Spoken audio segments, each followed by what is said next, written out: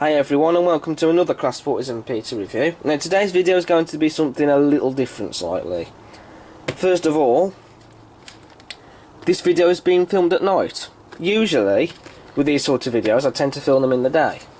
It doesn't look like it's night time at the moment, but if I just pan the camera around to show you what it's like outside, and I've just knocked the camera tripod, you can see it's night time outside. And the reason for this is because I didn't find any time to film this video in the day.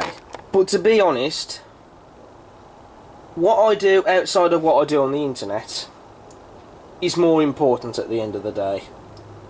So the things I do outside of the internet comes first, because it is more important, to be honest. Also, usually in these videos, after filming the model running around on the track, I get it coupled up to a train. I'm not going to be doing that in this video, I'm just going to be showing you running the model around the track. But you will see it portraits in other videos, but I'm doing this because of time, basically, and also battery on the camera, because it is going low. But anyway, today we're looking at a brand new model. Not just because it's new to my collection, but this is only just being released at the start of this month. And there's no prizes to guess into what this locomotive is. It's the 440 D16. Better known to you and me as the Claude Hamilton. Now this model came from Rails of Sheffield because they are selling it for the cheapest price, and so that's why I went to them for it. I've had this model for nearly a week. I bought it at the start of October during the weekend, and at the time I filmed this video it's now the 10th. By the time it goes on YouTube though, it won't be the 10th, it will be the following week. And I haven't even ran this model yet, let alone look at it in detail. But I shall do that just now. And this has been one of the most highly anticipated models of the year. It should have come out last year, but it's only just been released because it was delayed. But I can safely say that the wait has definitely been worth it. Okay, so let's get cracking. So as you can see, it's DCC ready. The product code is R3235. It's a BR Class D16, as we've already established. And the loco number is E2524. In the 1948 British Railways black livery, which is the one I wanted.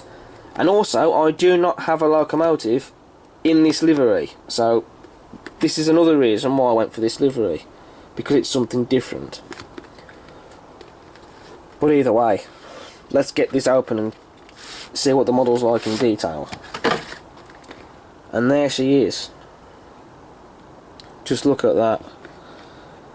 I mean, even when you just open the box up and just look at her through the packaging, the drill just gushes out your mouth like Niagara Falls. It really does. But anyway, I'll just put that to one side for the moment. Then on the back of the box you get the brief history, and you get this blueprint style drawing of the actual model itself. Usually they supply a photograph of the real locomotive, but recently they stopped doing that, but oh well. And there's the power classification 2P of this locomotive. Now, bit of brief history for you here. The D16s, they were all built at Stratford Works between 1900 and 1923. 121 of these locomotives were built in total, and they were designed by James Holden and A.J. Hill. They were nicknamed Claude Hamiltons because the first engine that was built was named after Lord Claude Hamilton. That's a bit of a mouthful there. And Lord Claude Hamilton, or just simply Claude Hamilton, was the chairman of the Great Eastern Railway at the time, and so the locomotive was named after him, and so the nickname just took off from there. And these locomotives were later built, some of them by Sir Nigel Gresley, and they were fitted with larger boilers and Belpaire fireboxes, because the D16s didn't look like this originally.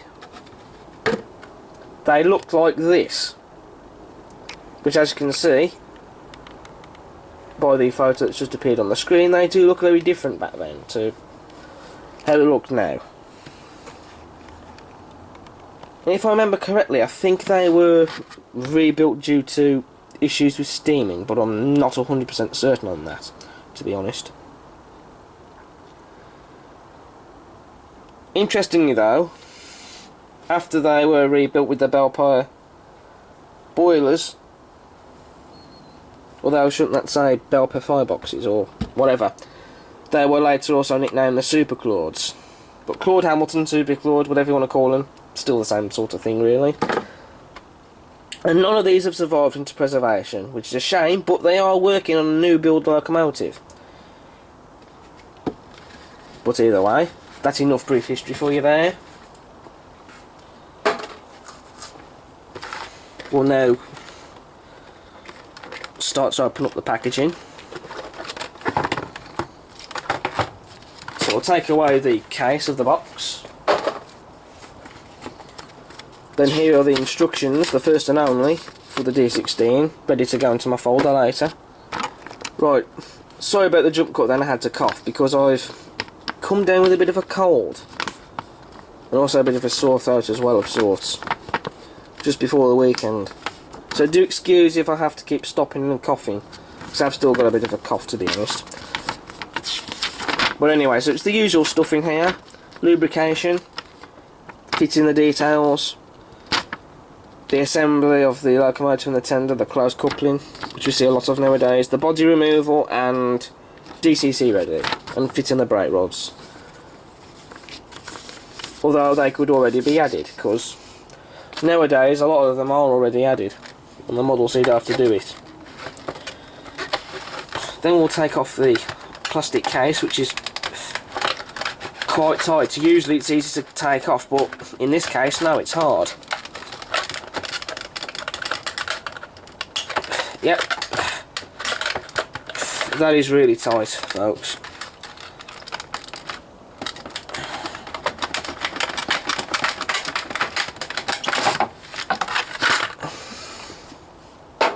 So I'll put that to one side.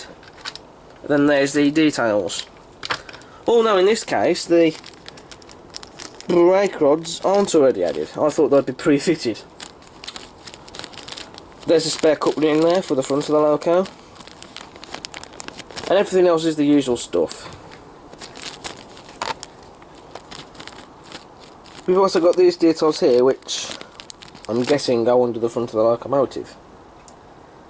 Under the buffer beam, or running plates. Not 100% certain though. We've also got brake pipes and vacuum pipes in there. It's all the usual stuff that we've seen before, so I'll put them to one side, ready to be glued on later. Then we'll take off the flap of the box.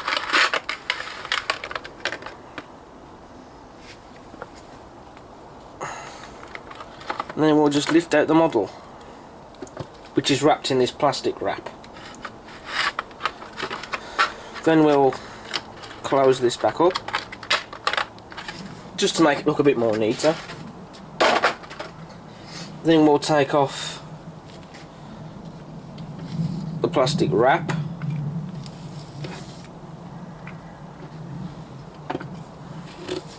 And we'll put that in the bin. And then we can have a look at the locomotive in detail. Now normally at this point I would separate the tender from the loco. However, I'm not going to do it in this review. I'm going to attempt again to review with the tender connected to the locomotive. It's worked alright previous times I have done it. But usually I would do because it would be easier to handle, but in other words easy to handle the locomotive.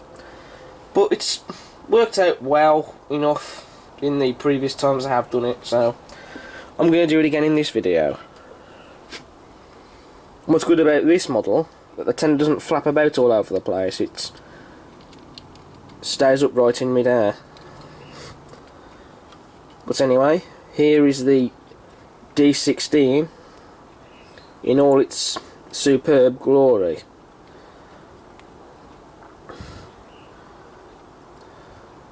Wow. What a beaut.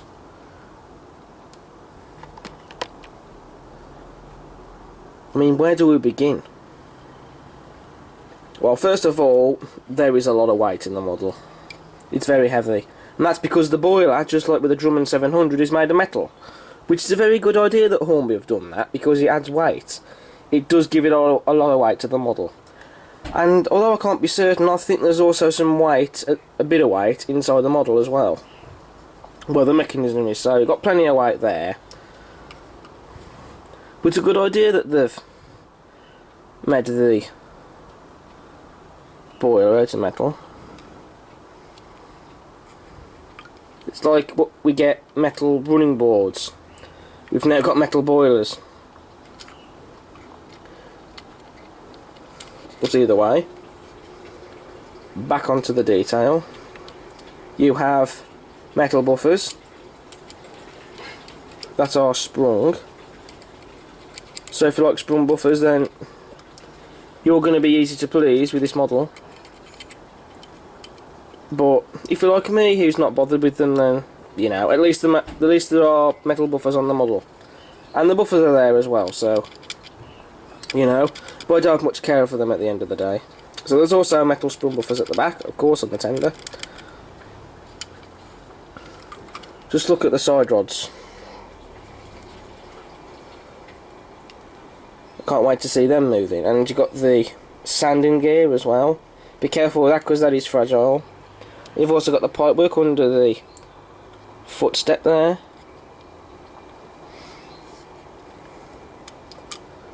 Then you've also got detail on the buffer beam. You've got that hook and the holes in the buffer beam for the detail to go into. Lamp irons on the running board.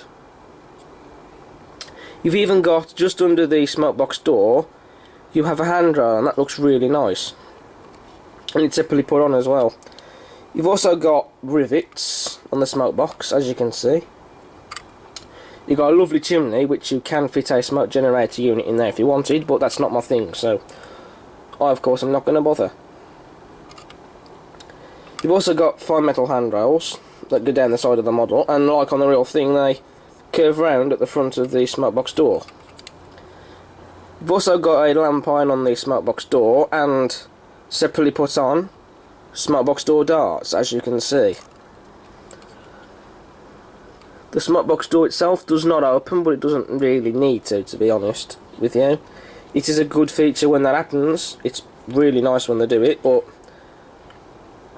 you know, it doesn't need to open on every single model for it to be a stunner. You've also got handrails down the side of the cab and under the cab windows there as well. Glazing in the cab windows like there should be. You've also got this detail here, which is glazing, which sticks out to the side of the cab. Do be careful though, because that is also fragile as well. You've got a vent on the cab which doesn't open. It's moulded on the cab roof, but it's there, so it looks nice. And it's actually also got a hole cut into it, so it looks like it's open for the crew to get some air into the cab, so that's really nice. There's rivets on the cab as well, on the roof.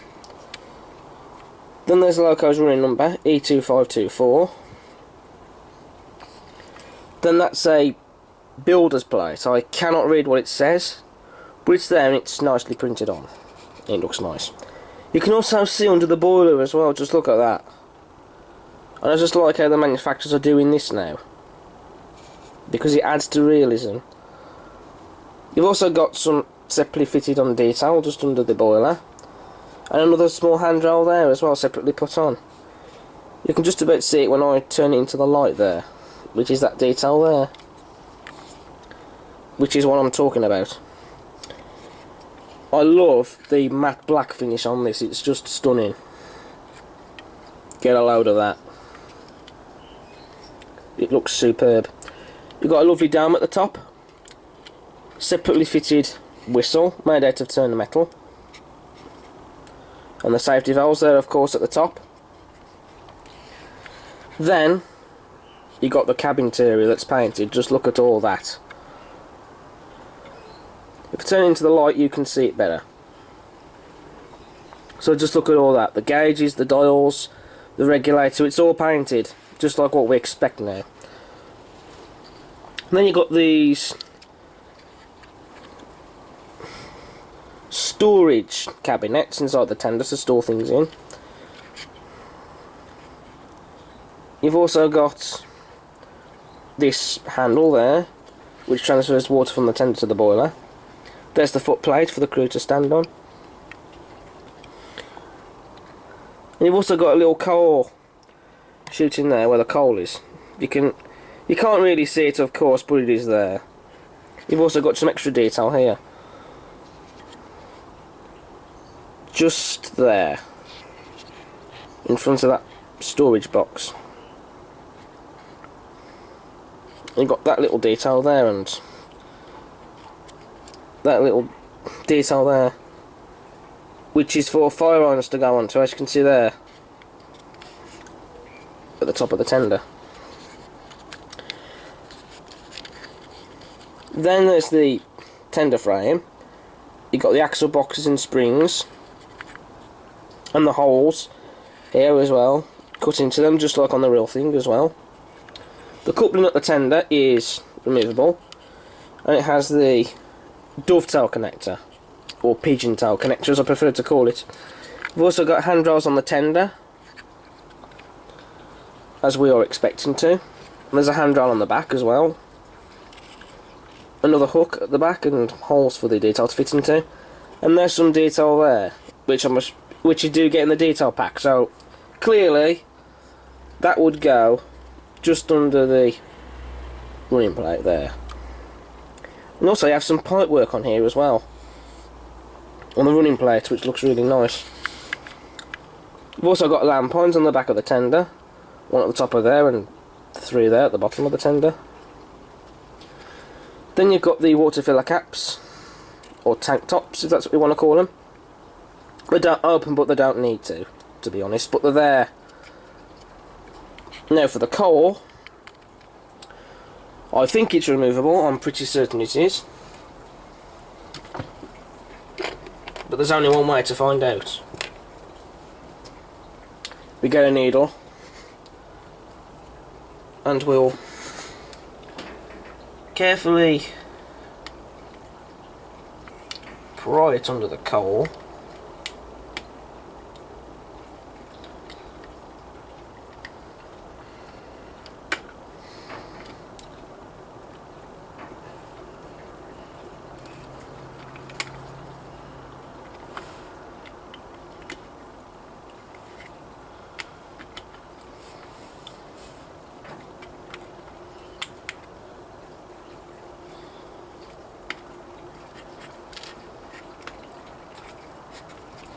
Yes, there we go. So the coal is removable, so you can put some real coal in there if you wanted to, like what I am going to do, because I do that a lot now.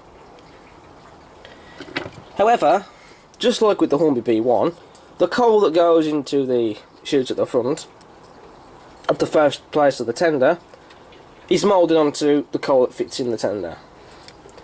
Which isn't a brilliant way of having your coal removable, because with the Hornby B1 it's difficult, if not impossible, to fit it back in the tender again.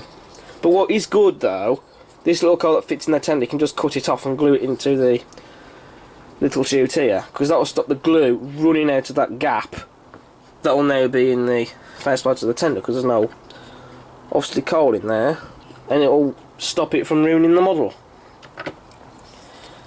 But whether this can be put back in again easily, I don't know. Oh yes, it can.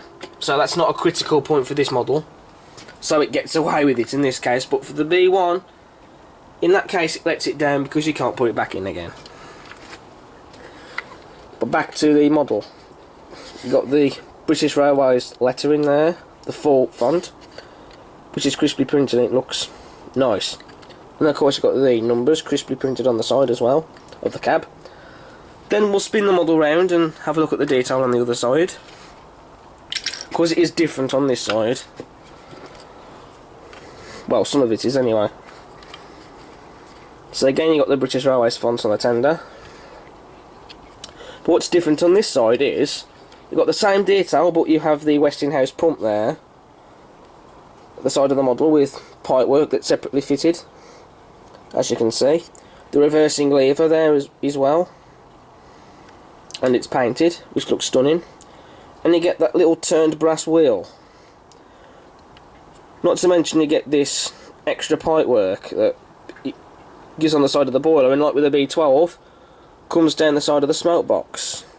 However, in this case, it is actually separately fitted, and it actually looks authentic, unlike with the Hornby B12, which is in need of retooling, because the way they've moulded this pipework on the boiler, it looks good, but when it gets down to the smoke box, it lets it down a bit because it doesn't look as nice. But on this model, they've captured that really well, so well done, Hornby. Then of course you get rivets on the smoke box, and this pipework here, as you can see, just under the pipework that goes down to the side of the smoke box, you get this pipework that goes to that little turning wheel, which is smaller pipework, but it's there, if what I said makes any sense.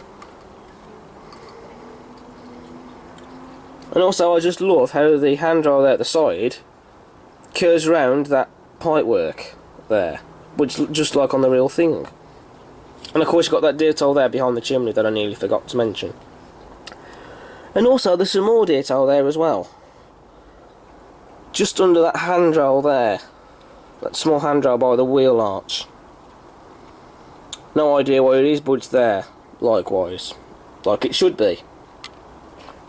And of course you've got the bogey as well, which freely turns, and you've got an M socket there to fit the coupling at the front in.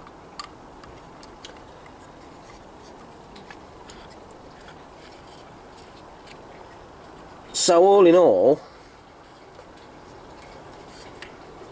it's a mind-blowing model. The detail is just absolutely stunning. It really is. And that's not just from looking at it on camera, but the real thing as well.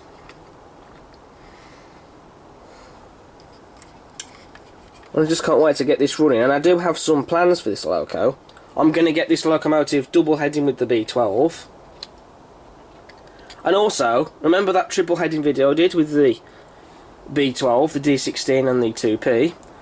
I'm going to redo it, but this time with the D16, because then we can have 3 4/4-0s, because the 2P and D11 are also 4/4-0s, and we can have a 4/4-0 triple header. But instead of using music in that video, I'm going to use the sound effects that I've been using recently in model railway videos, which will just look superb, and it will add a lot of atmosphere as well.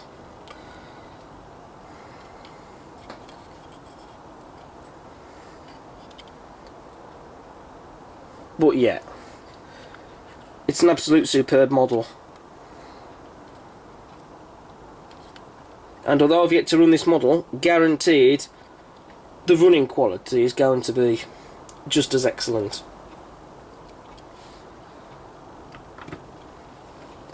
Now, we need to run it on the track, and we'll do that just now. Okay, so here we are at the layout, and we're putting the D16 onto the track.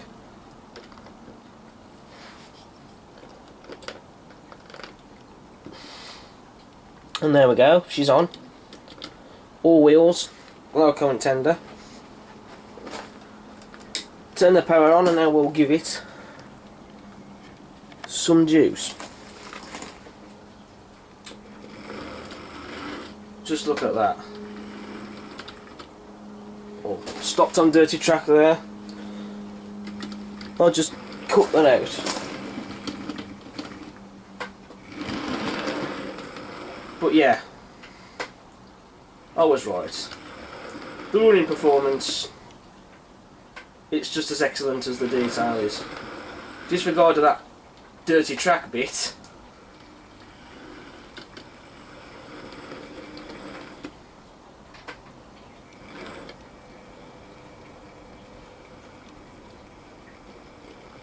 I wonder how slow she can go. I mean, that is slow speed, but I don't think that's the slowest it can go. Oh wow, just look at that. I mean, I have given the tracks a clean off camera, so that should help a lot.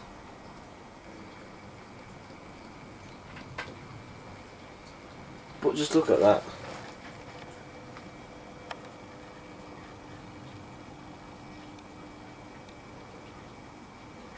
That is just brilliant. But anyway, let's get it running around the track.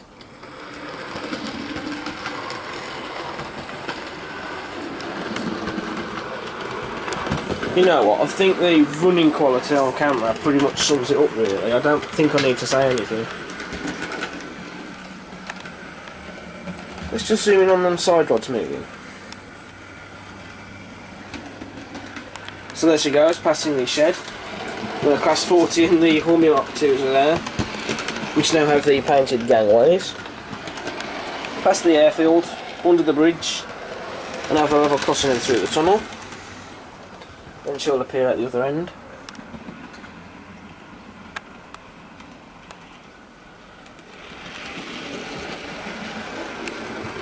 Passing the mineral wagons in the siding.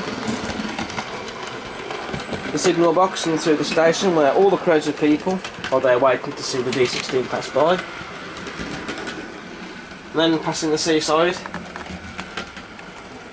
which doesn't have any tourists, but it will do soon, as I keep saying.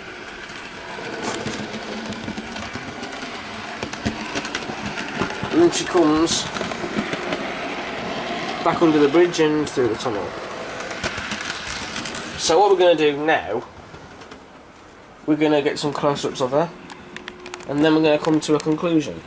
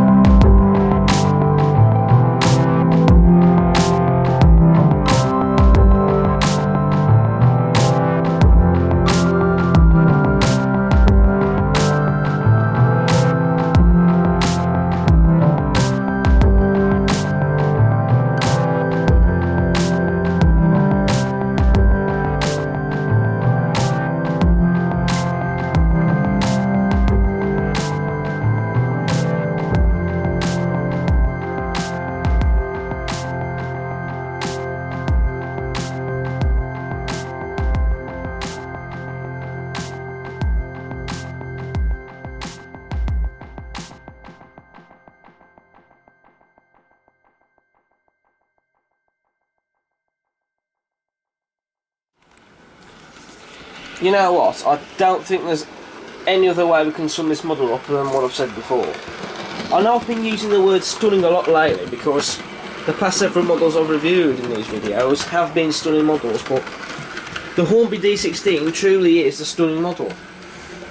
And you can all see now why I've said that this model has been worth the wait, because it really has been.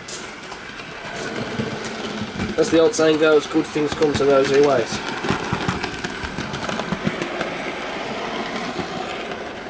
And forget about all those kit-built D16s that were brought on the market all them years ago. They do not get any better than this. Hornby have gone to town with their new D16. And I can see this being a big seller. It'll come flying off the shelves before you even know it.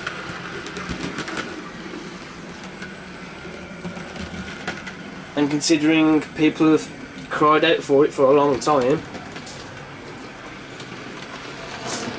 it's definitely going to please everyone. Well, I don't know about that, but still, it's, you know what I mean.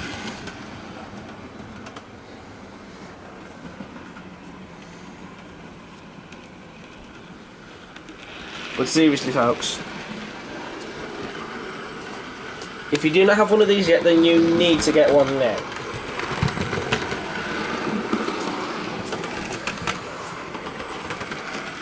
But then again, if you don't want to get one of these, then why not consider one? Because you'll be glad that you have got one of these on your layout.